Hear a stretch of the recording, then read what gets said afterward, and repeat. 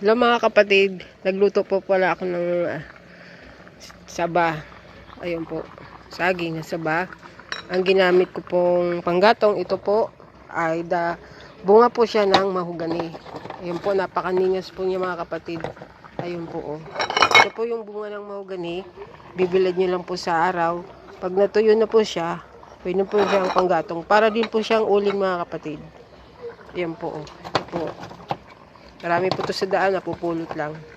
Ayan po, napakaningas po niya. Ang ganda po ng apoy niya po. Ayan po.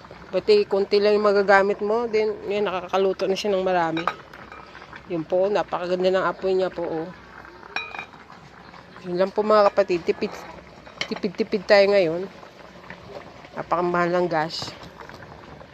Yun po, bakasyon tayo ngayon eh. Ayan. Yan, bunga po ng mahogani, pwede po siyang panggatong. Ayan po.